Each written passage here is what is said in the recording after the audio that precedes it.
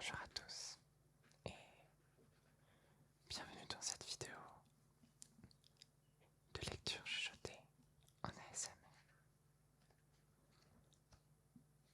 Installez-vous confortablement et préparez-vous à une lecture reposante pour vous relaxer ou vous endormir.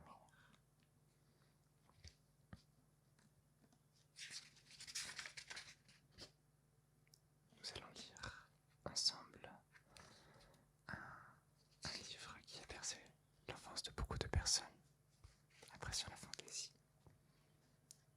Les livres de Christopher Paolini, Eragon. Donc installez-vous bien, c'est parti. Eragon mit un genou à terre. Il examina avec des yeux d'expert le lit de roseaux piétiné. Observant les traces laissées par l'animal, le garçon déduisit que sa proie était passée par là une demi-heure plus tôt, qu'elle était de petite taille et qu'elle boitait de la patte avant droite. Il ne devrait pas tarder à lui tomber dessus. Cependant, elle avait réussi à rester avec son troupeau jusque-là, ce qui témoignait d'une belle endurance. Eragon était stupéfait qu'elle n'ait pas encore été dévorée par un loup ou par un ours. Il se relança à ses trousses. Le ciel était sombre, quoique dégagé. Une brise légère soufflait. Un nuage opalin couronnait les montagnes environnantes. Entre les pics filtrait la lueur rougeoyante qui nimbait la pleine lune. Des torrents coulaient le long des parois, fruits de la fonte des glaciers majestueux et des sommets enneigés qui scintillaient dans la pénombre. Un brouillard mélancolique s'étendait dans la vallée. Il était si épais qu'on ne voyait presque pas le sol. Eragon était habitué à ces conditions climatiques. Il connaissait les aléas de la chasse sur le bout des doigts. Il avait 15 ans. Dans 12 mois, il atteindrait l'âge d'homme. Des sourcils foncés surmontaient ses yeux marrons, au regard intense. Ses habits étaient usés par le travail. À sa ceinture pendait un couteau de chasse à poignée d'os. Une peau de daim protégeait de l'humidité, un arc en boitif et un carquois. Un sac à armature de bois complétait son attirail. La traque avait entraîné Eragon sur la crête, une chaîne de montagnes sauvages qui bordait l'Alagaësia à l'ouest. On colportait d'étranges légendes sur ces contrées, d'où descendaient parfois des hommes bizarres, d'allure peu engageante. Pourtant, Eragon n'avait pas peur de s'aventurer sur la crête. Il était le seul chasseur de la région de Carvajal à oser poursuivre le gibier jusque dans les recoins escarpés de ces montagnes. Mais cette fois-là, il en était à sa 3e nuit de chasse et avait déjà englouti la moitié de ses provisions. S'il ne rattrapait pas la biche, il devrait rentrer chez lui les mains vides. Or, à la maison, on avait besoin de viande et vite. L'hiver approchait à grands pas et il n'avait pas les moyens d'acheter au village de quoi subsister. Debout dans la lueur cendrée de la lune, Eragon était confiant. Il se dirigea vers un vallon niché dans la forêt, convaincu que la biche et ses congénères s'y étaient réfugiés. Les cimes des arbres empêchaient de voir le ciel et projetaient sur le sol des ombres plumetées. Le garçon ne regardait plus que de temps en temps les traces laissées par sa proie. Il savait où aller. Une fois dans la cuvette, 3 flèches dans la main droite et 3 autres dans la main gauche. Il banda son arc d'un geste sûr et encocha une flèche. Sous le halo lunaire se dessinaient une vingtaine de silhouettes en train de paître. La biche que convoitait Eragon s'était détachée du troupeau. Sa patte avant blessée était tendue dans une position curieuse. Le chasseur s'approcha lentement, prêt à tirer. Il allait vivre l'aboutissement de 3 jours de quête. Il inspira une dernière fois à fond. Et une explosion troua la nuit. La harde déguerpit. Eragon bondit en avant dans l'herbe haute, tandis qu'un vent torride lui frôlait la joue. Il s'arrêta pour décocher accrochait sa flèche vers la biche en fuite. Celle-ci fit un brusque écart et le trait manqua sa cible d'un doigt avant de se perdre dans la pénombre en sifflant. Eragon jura, pivota, encocha d'instinct une autre flèche. Derrière lui, là où la biche s'était tenue un instant plus tôt, il y avait un vaste cercle carbonisé. La plupart des pins avaient perdu leurs aiguilles. Autour, l'herbe était aplatie. Des volutes de fumée s'élevaient dans l'air, exhalant une odeur de brûlé. Au centre du cercle était posée une pierre bleue polie. Une brume sinueuse flottait sur l'endroit. Des fumerolles paraissaient sortir de la pierre. Eragon se figea un long moment, laissant son alerte.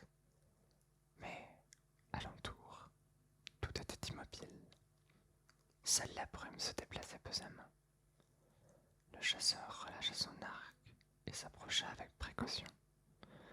Sous la lune, son ombre pâle s'arrêta devant la pierre.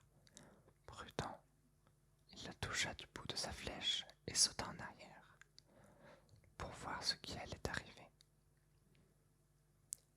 Il ne se passa rien. Alors, d'une main décidée, il s'en empara. Aucune pierre n'était naturellement aussi bien polie que celle-ci. Sur la surface bleu foncé, sans défaut, de petites veinures blanches dessinées comme une toile d'araignée. La pierre était froide et lisse sous les doigts du garçon, telle de la soie rigide. De forme ovale, elle devait mesurer une trentaine de centimètres et semblait curieusement légère pour un spécimen de cette dimension. Eragon la trouva à la fois magnifique et inquiétante. D'où venait-elle? Comment était-elle arrivée ici? Une pensée encore plus troublante l'effleura. La pierre s'était-elle retrouvée là par hasard, ou exprès pour qu'il la découvrît? Des histoires du temps jadis, il avait appris au moins une chose. Il ne fallait jamais traiter la magie, ni ceux qui s'en servaient à la légère, même si elle ne se manifestait que sous l'apparence d'une pierre. Bref, qu'allait-il en faire? Et pourquoi s'en encombrer? Il n'était pas exclu qu'elle fût dangereuse. Eragon songea à la laisser sur place. Cela vaudrait peut-être mieux, et peut-être pas. Une vague d'hésitation le submergea. Il faillit jeter la gemme par terre. Au dernier moment, il haussa les épaules et choisit de la garder. Avec un peu de chance, elle lui permettrait d'acheter de quoi manger. Aussi serait-il à la glisser dans son sac. Le vallon étant trop exposé, Eragon retourna dans la forêt pour y passer la nuit en sécurité. Il installa sa couche sous les racines d'un arbre mort, mangea du pain et du fromage, puis il s'enroula dans ses couvertures en tournant et retournant dans sa tête ce qui venait de lui arriver.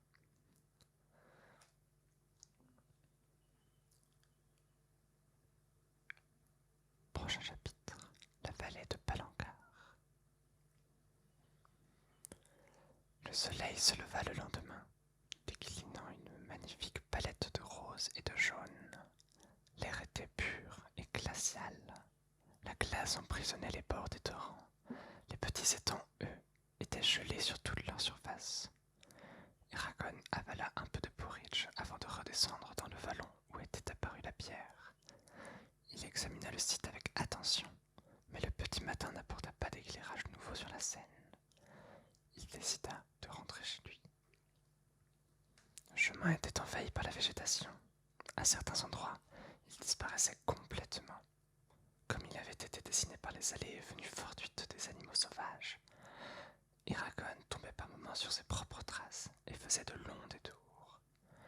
Cependant, malgré ses zigzags, c'était la voie la plus directe pour sortir de cette partie réputée infréquentable des montagnes, la crête. La crête était l'un des seuls lieux dont le roi Galbatorix ne pouvait pas prétendre être le maître et seigneur. Bien des décennies plus tard, on racontait encore comment la moitié de son armée avait disparu le jour où elle s'était aventurée dans la vieille forêt. Une chape de malchance et de malédiction semblait peser sur les bois. A priori, Rien d'extraordinaire, pourtant. Les arbres dressaient leurs hautes silhouettes, le ciel était radieux. Néanmoins, rares étaient ceux qui, ayant osé s'attarder sur ces massifs, en revenaient indemnes. Quand ils revenaient. Eragon était de cela. Il n'avait pas l'impression d'avoir un ton particulier. Simplement, ses sens étaient toujours en alerte, et il avait d'excellents réflexes. Bien qu'il sillonnât la montagne depuis de longues années, sa méfiance demeurait intacte, et pour cause. À peine pensait-il avoir percé tous les mystères de la nature, qu'un événement inattendu se chargeait de lui prouver qu'il n'était pas au bout de ses surprises. Dernier exemple en date, l'apparition de la pierre. Le garçon avança d'un bon pas, ce qui lui permit d'atteindre le bord du ravin à la nuit tombée. Les eaux de l'Anora rugissaient au fond du précipice, filant vers la vallée de Palancar. Note, la vallée de Palancar longe la rivière Anora. Des centaines de petits torrents se jetaient dans le fleuve. Le cours d'eau crachait sa fureur contre les parois rocheuses qui bordaient son lit et les rocs émergés qui s'élevaient sur son passage. De cette lutte perpétuelle montait un grondement sourd. Eragon s'installa dans un hallier. Il contempla le lever de lune, puis il alla se coucher. Le lendemain, le temps avait encore fraîchi. Comme Eragon marchait vite, il ne vit guère d'animaux. Ceux-ci devaient le repérer bien avant. Vers la mi-journée, il entendit le bruit de tonnerre que faisaient des milliers de ploufs rageurs. Les chutes d'Igalda n'étaient pas loin. Le sentier que suivait Eragon longeait un promontoire humide où affleurait une terre d'ardoise. En bas, les eaux tumultueuses du fleuve passaient en trombe. Des gerbes d'éclaboussures cristallines jaillissaient avant de retomber en pluie sur les berges moussues. Au fond se levait la vallée de Palancar. D'où il était, le garçon distinguait la plaine comme si quelqu'un en avait déroulé la carte sous ses yeux. Plus d'une demi-lieue au-dessous, le bassin où se jetaient les chutes d'Igalda marquait la limite nord de la vallée. On apercevait aussi des bâtiments bruns. C'était Carvaal. Avec Terrinsford, Carvaal était le seul vrai village de la vallée. Des serpentins de fumée blanche s'élevaient des cheminées, comme un défi lancé par les hommes aux environs sauvages. De son point de vue, Eragon contemplait les fermes, qui ne paraissaient pas plus grandes qu'une phalange d'auriculaires. Alentour, les champs avaient une couleur bistre ou sableuse. Des herbes mortes s'y balançaient sous le vent. L'Anora bordait la vallée depuis les chutes d'Igalda jusqu'au sud. Les rayons du soleil s'y reflétaient généreusement au fin fond du décor. Le fleuve ourlait le village de Terrinsford et le mont isolait Utgard. Au-delà, l'Anora se dirigeait vers le nord avant de plonger dans la mer, mais Eragon n'en savait pas davantage sur son cours. Il fit une pause, puis quitta le promontoire et entreprit la descente en grimaçant. Lorsqu'il parvint au bas de la pique, l'obscurité avait commencé de grignoter le paysage, brouillant les couleurs et estompant les contours. Les lumières de Carvaal brillaient, toutes proches, dans le noir. Les maisons projetaient de vastes ombres sur le sol. Le village, situé à l'écart des routes principales, était entouré par des contrées à la fois magnifiques et hostiles. Hormis quelques marchands et quelques trappeurs, les voyageurs étaient peu nombreux à s'aventurer dans cette région. Les maisons de Carvaal étaient construites avec de gros rondins et surmontées de toits bas, couverts de chaume ou de bardeaux. La fumée qui sortait des cheminées exhalait une odeur de bois. Sous les grandes porches qui prolongeaient les édifices, des gens étaient réunis pour parler affaires ou discuter de la pluie et du beau temps. Quelquefois, une fenêtre s'éclairait. Quelqu'un avait allumé une lampe ou une bougie. Eragon entendait les hommes bavarder à voix haute dans le soir tombant, tandis que des femmes erraient à la recherche de leurs époux pour leur rappeler que, lorsque le dîner est prêt, l'heure, c'est l'heure. Le garçon se dirigea vers la boucherie. C'était une échoppe de taille respectable, faite de solides madriers. Sa cheminée crachait un nuage noir. Eragon ouvrit la porte. La pièce était spacieuse, chaude, illuminé par un feu qui craquait dans un âtre en pierre. Devant le mur du fond, un comptoir. Par terre, un peu de paille éparpillée. L'ensemble donnait une impression de propreté impeccable, comme si le propriétaire avait passé tout son temps libre à inspecter jusqu'aux moindres fentes où aurait pu se glisser d'infimes grains de poussière. Derrière le comptoir se tenait un homme de petite taille, vêtu d'une chemise de coton et d'un long tablier taché de sang. C'était Sloan, le boucher. Il portait une collection intimidante de couteaux à la ceinture. Le teint jaunâtre, la peau grêlée, les yeux méfiants, il fourbissait son compte avec un bout de torchon. Il passa les lèvres en voyant entrer Eragon. Tiens, tiens, le chasseur légendaire daigne redescendre parmi les simples mortels. Combien en as-tu pris cette fois? 0, lâcha Eragon d'un ton sec. Il n'avait jamais aimé Sloan. Le boucher le traitait toujours avec mépris, comme si le garçon avait été une saleté qu'il convenait d'éliminer. Le commerçant était veuf et ne semblait s'intéresser qu'à une personne, sa fille, Katrina, qu'il avait richement dotée. Ça alors, ironisa Sloan, quelle surprise! Il tourna le dos à Eragon pour gratter quelque chose sur le mur, puis il reprit. Est-ce la raison de ta présence à ces lieux? Oui, avoua Eragon, gêné. Alors fais-moi voir ton argent. Le garçon fixa ses souliers sans répondre. Sloan claqua des doigts. Allons, soit tu en as, soit tu n'en as pas, je t'écoute. Je n'ai pas d'argent proprement dit. En revanche, j'ai... Le boucher l'interrompit. Tu n'as pas d'argent, et tu espères m'acheter de la viande sans argent proprement dit. Tu connais beaucoup de commerçants qui te donneront à manger gratuitement. Cours les voir, mon ami. Tu t'imagines que moi, je suis du genre à offrir mes marchandises. De toute façon, il est tard. Reviens demain avec de l'argent. Sors d'ici, je ferme. Eragon le fixa droit dans les yeux. Je ne peux pas attendre jusqu'à demain, Sloan, mais tu ne perdras pas ton temps avec moi, crois-moi. J'ai trouvé quelque chose pour te payer. D'un geste solennel, il sortit la pierre de son sac et la posa avec précaution sur le comptoir constellé de coups, de hachoirs. La lueur des flammes mouvantes de l'âtre se refléta sur la chaîne. Trouvé, grogna Sloan en se penchant, la mine intéressée. Mais ta vie que tu l'as plutôt volée. Eragon décida d'ignorer la pique pour demander. Ça te convient? Le boucher s'empara de l'objet et le soupesa. Il fit courir ses mains sur la surface polie, inspectant minutieusement les veinules blanches. C'est pas mal, mais combien ça vaut? Je ne sais pas, reconnut Eragon. Cela dit, personne ne se serait donné la peine de tailler cette pierre comme si elle n'avait pas été précieuse. Sans doute, mais combien ça vaut? Répéta Sloan. Puisque tu ne le sais pas, je te conseille de poser la question à un marchand, ou alors d'accepter mon offre. Je te l'achète 3 couronnes. 3 couronnes, c'est du vol, ça en vaut au moins 30. Et avec 3 couronnes, je n'aurai même pas de quoi acheter de la viande pour une semaine, pensa Eragon. Sloan haussa les épaules. Comme tu voudras, je croyais que tu ne savais pas combien ça valait. Mais peu importe, reprends ta pierre, tu n'auras qu'à la montrer aux négociants. Personnellement, j'en ai assez de cette conversation.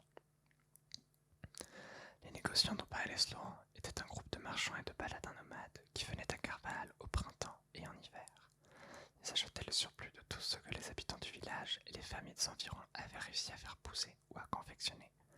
En contrepartie, ils leur vendaient ce qui leur était nécessaire pour l'année à venir, des semences, des animaux, des tissus et des provisions diverses, comme du sel et du sucre. Eragon ne voulait pas les attendre, impossible de savoir avec précision quand il arriverait. Et c'est maintenant qu'on avait besoin de cette viande chez lui. Très bien, j'accepte, lâcha-t-il. Parfait, je vais aller te chercher ta viande. À propos, ça n'a pas d'importance. Mais où as-tu trouvé ta pierre? Il y a 2 nuits de cela, j'étais sur la crête quand... Va-t'en, s'écria Sloan en repoussant la pierre. Il donna un violent coup de poing sur le comptoir et se mit à y gratter une vieille tache de sang avec un couteau. Pourquoi? Souffla Eragon. Il serra la pierre contre lui comme pour la protéger de la colère de Sloan. Je ne troquerai rien contre ce que tu rapporteras de ces montagnes maudites. Va au diable avec ta pierre ensorcelée. La main du boucher dérapa. L'homme s'entailla un doigt sans paraître s'en apercevoir. Il continua de frotter, tout en laissant goûter son sang frais sur sa lame. Vous ne voulez plus me vendre votre viande, insistait Eragon. Non, tant que tu n'auras pas de la bonne monnaie sonnante et trébuchante à me proposer, pas question. Et maintenant, déguerpis avant que je ne te mette dehors. La porte de la boutique s'ouvrit à voler. Eragon se retourna, prêt à affronter de nouveaux adversaires. Horst, un homme à la carrure impressionnante, entra, suivi de Katrina, une grande fille de 16 ans au visage décidé. Eragon était surpris de la voir là. D'ordinaire, elle évitait de se mêler aux disputes de son père. Sloan jeta au visiteur un regard furieux. Figurez-vous que ce creux a un nœud. Ça suffit, lança Horst d'une voix de stentor, en faisant craquer les articulations de Sloan. C'était le forgeron de Carval. On le devinait à son cou puissant et à son tablier de cuir fatigué. Les manches retroussées jusqu'au coude, l'homme portait une chemise assez ouverte pour laisser entrevoir son poitrail musclé et poilu. Sa barbe noire, mal entretenue, frémissait au rythme de ses mâchoires. « Qu'est-ce que c'est encore que cette histoire, Sloan ?» demanda-t-il. « Rien, » cracha le boucher en foudroyant Eragon du regard. Ce gamin est entré ici pour me harceler. Je lui ai dit « pars » et il refuse de bouger. Je l'ai même menacé et ça ne suffit pas. Il ne veut pas comprendre. Est-ce vrai, Eragon s'enquit le forgeron. Non, je lui ai offert une pierre précieuse en échange de sa viande. Il a accepté le marché et, soudain, quand je lui ai annoncé que je l'avais trouvé sur la crête, il a repris sa parole et n'a plus voulu de ma pierre. Franchement, qu'est-ce que ça change qu'elle vienne de la crête ou ailleurs? Horst examinait l'objet avec curiosité, puis reporta son attention sur le boucher. Où est le problème, Sloan? Moi-même, je n'aime pas trop la crête, mais si la pierre a de la valeur, je l'achèterai sans hésiter. La question resta suspendue un moment, puis le boucher s'humecta les lèvres et grogna. Ici, c'est ma boutique, je fais ce que je veux. Katrina s'avança, enveloppée dans un halo de cheveux Obenhorn. On aurait dit une rivière de cuivre étincelant. Père, Eragon veut payer. Donne-lui la viande et allons souper. Sloan plissa les yeux, ce qui n'était jamais bon signe chez lui. Rentre à la maison, cette histoire ne te regarde pas. Allez, rentre. Le visage de Katrina se durcit. Puis la jeune fille sortit de la pièce d'un pas raide. Eragon grimaça sans oser intervenir. Horst passa une main dans sa barbe, lança un regard désapprobateur à Sloan et dit au garçon d'une voix qui résonnait dans la pièce. Très bien, moi, cette pierre m'intéresse. Qu'allais-tu acheter? Tout ce que je pouvais. Horst sortit une bourse de sa poche et compta ses pièces. Donne-lui tes plus beaux rôtis et tes meilleurs morceaux, ordonna-t-il au boucher, remplissant son sac. Sloan hésita. Son regard allait et venait entre Horst et Eragon. Ne pas me vendre ta viande serait une très mauvaise idée, signala le forgeron d'une voix tranquille. Le boucher tourna les talons, furieux. Aussitôt on entendit dans l'arrière-boutique des coups frénétiques de couteaux et de hachoirs, ainsi qu'une bordée de grommellements injurieux. Quelques minutes plus tard, l'homme reparut avec un gros paquet de viande. Son visage était impassible quand il encaissa l'argent de Horst. Ensuite, il entreprit sans mot dire de nettoyer le couteau qu'il avait à la main, comme s'il avait été seul dans sa boutique. Le forgeron attrapa la viande et s'en alla. Eragon courut après lui, avec ses affaires et sa pierre. L'air glacé de la nuit leur frappa le visage, rafraîchissant après l'atmosphère surchauffée de la boucherie. Merci Horst, oncle Garot sera content. Le forgeron eut un petit rire. Ne me remercie pas, voilà longtemps que j'en rêvais. Sloan est un petit vicieux qui cherche les ennuis. Une saine humiliation lui fera le plus grand bien. Comment avez-vous su que... Katrina a entendu votre discussion, à tous les deux, et elle est allée me chercher. Il était temps que j'arrive, vous en seriez venu à main. Malheureusement, je pense qu'il refusera de vous servir toi et les tiens quand vous retournerez dans sa boutique, même avec des couronnes sonnantes et trébuchantes. Quelle mouche l'a piqué, s'étonna Eragon en ouvrant son sac. Nous n'étions pas les meilleurs amis du monde, mais jusqu'à ce jour, il avait toujours accepté notre argent, et je ne l'avais jamais vu traiter Katrina de cette manière. Demanda ton oncle, suggéra Horst. Il en sait plus long que moi. Le garçon fourra la viande dans son sac et conclut. Eh bien, voilà une raison de plus pour que je me dépêche de rentrer. Tenez, ceci est pour vous. Il tendit la gemme au forgeron qui refusa. Non, non, garde ta pierre bizarre. Je veux un autre paiement. Elle brillait Fitch va partir à Feinster au printemps prochain. Il veut devenir maître forgeron. Et moi, j'ai besoin de quelqu'un. Viens travailler pour payer ta dette quand tu auras le temps. Eragon s'inclina légèrement, ravi. Horst avait 2 fils, Albriec et Baldor, qui l'aidaient dans sa forge. Offrir la place de l'un d'eux était une marque de confiance et une proposition généreuse. Encore merci, lança le garçon. J'ai hâte de travailler avec vous. Il était heureux d'avoir un moyen de rembourser Horst. Son oncle n'aurait jamais accepté qu'on lui fît la charité. Soudain, Eragon se rappela de ce que son cousin lui avait dit juste avant son départ pour la chasse. Roran m'a demandé de transmettre un message à Katrina. Pourriez-vous vous en charger? Bien sûr. Il informe qu'il sera en ville dès que les marchands arriveront et qu'il en profitera pour passer la voir. C'est tout. Eragon, embarrassé, hésitait à compléter son message. Non. Il dit aussi qu'elle est la plus belle fille qu'il ait jamais vue et qu'il ne pense qu'à elle. Un grand sourire éclaira le visage du forgeron qui cligna de l'œil. Voilà qui devient sérieux, pas vrai? Oui, monsieur, reconnut Eragon en souriant à son tour. Ah, et tant que vous y êtes, pourrez-vous la remercier d'être allé vous chercher? J'espère qu'elle ne sera pas punie à cause de moi. Roran ne me le pardonnera jamais. Ne t'inquiète pas, Sloan ne sait pas qu'elle m'a appelé à la rescousse. Ça m'étonnerait qu'il s'en prenne à elle. Tu ne veux pas dîner avec nous avant de repartir? Non, désolé, je dois filer car au matin.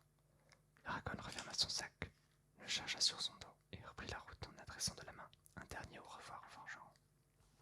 La viande pesait lourd dans le sac, ralentissant sa marche, mais la hâte de retrouver les siens donnait des ailes à Eragon. Il sortit du village, laissant d'un coup derrière lui les chaudes lumières des maisons. La lune opaline dominait les montagnes, baignant le paysage d'une lueur fantomatique qui semblait être un pâle écho de la clarté du jour. Ce soir, le monde paraissait écrasé, évanescent, comme vidé de ses couleurs. Eragon approchait du terme de son voyage. Il emprunta la route du sud, puis un simple sentier bordé d'herbes hautes qui lui arrivait à la taille. Le chemin montait vers un tertre presque invisible sous l'ombre protectrice d'un bosquet d'ormes. Lorsque le garçon eut gravi la colline, une maison éclairée lui apparut. C'était la ferme de Garot, son foyer. La demeure avait un toit de bardeaux et une cheminée en briques. Un avant-toit plongeait devant les murs blanchis à la chaux. À droite, il recouvrait des bûches de chauffage. À gauche, il abritait des intempéries quelques outils de jardinage. Quand il y avait emménagé, à la mort de Marianne, la femme de Garot, cela faisait un demi-siècle que l'édifice avait été abandonné. Les gens estimaient que la maison était dangereuse, ainsi placée à l'écart. Ses habitants ne seraient pas défendus par les autres villageois en période de trouble. Mais l'oncle d'Eragon était têtu. À 30 mètres de la maison, dans une bâtisse grisâtre vivaient 2 chevaux, Pirka et Brug, des poules et une vache. Parfois il y avait aussi un cochon. Pas cette année, il n'avait pu en acheter un. Entre les stalles était rangée une carriole. En bordure des champs, une haie d'arbres longeait la Nora. Le garçon vit une lumière bouger derrière la fenêtre au moment où il atteignait la porte. « C'est moi, mon oncle, Eragon, lança-t-il. Ouvrez. » Un petit bruit, une seconde d'attente, puis la porte s'ouvrit vers l'intérieur. Garot se dressait là, une main sur le battant. Des vêtements usés pendaient le long de son corps tels des haillons sur un épouvantail. Il avait un visage maigre, presque famélique, un regard intense et des cheveux grisonnants. On aurait dit qu'il avait été momifié en partie, avant qu'on se rendît compte qu'il était encore en vie. Roran dort, lâcha-t-il, en réponse à la question muette d'Eragon. Sur une table en bois, une lanterne était allumée. Le meuble était si vieux que les sillons qui s'y creusaient évoquaient les empreintes digitales d'un géant. Au-dessus d'un établi étaient alignés des ustensiles de cuisine, suspendus au mur avec des clous. Une autre porte donnait sur le reste de la maison. Le sol était lambrisé de lattes que les années de piétinement avaient rendu parfaitement lisses. Eragon posa son sac et en sortit la viande. « Qu'est-ce que c'est que ça ?» grogna son oncle en découvrant le gros paquet. « Tu as acheté de la viande? Avec quel argent ?» Le garçon inspira un bon coup avant de répondre. « En fait, c'est Horst qui l'a acheté. Tu l'as laissé payer notre viande, s'emporta Caro, le visage plein de colère. Je te l'ai déjà dit, je ne mentirai pas ma nourriture. Si nous sommes incapables de subsister, autant retourner à la ville. Là-bas, avant que tu aies demandé quoi que ce soit, on te donne des vêtements d'occasion et on vient vérifier si tu n'as pas besoin de quelque chose pour passer l'hiver. Je n'ai pas demandé la charité, rétorqua Eragon. Horst m'a proposé de m'acquitter de ma dette ce printemps. Il veut que je vienne lui donner un coup de main. Elbrièche s'en va. Et où vas-tu trouver le temps de l'aider demanda Caro en s'efforçant de ne pas crier. Tu as peut-être oublié tout ce qu'il y a à faire ici.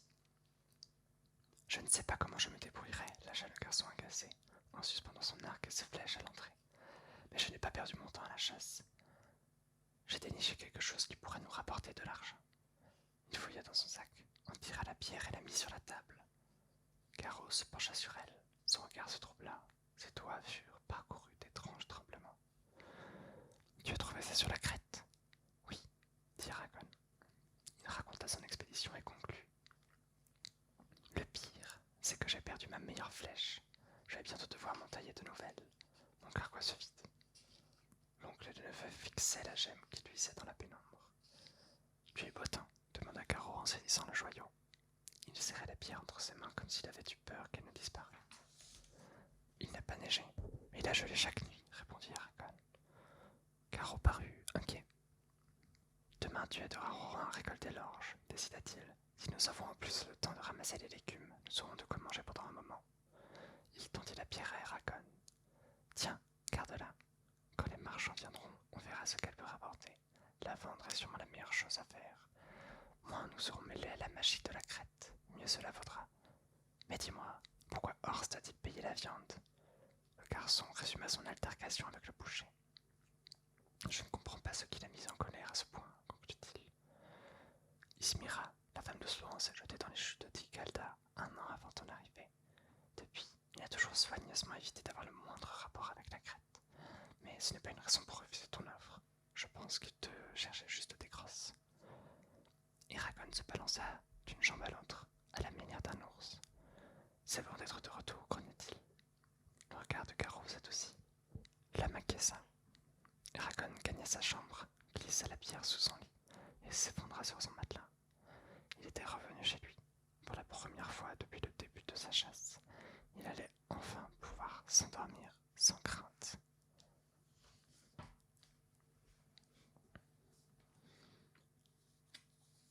J'espère que la lecture vous a plu et si cette vidéo était là pour vous endormir, que vous êtes actuellement en train de vous reposer tranquillement, on se retrouve pour la prochaine vidéo. À bientôt.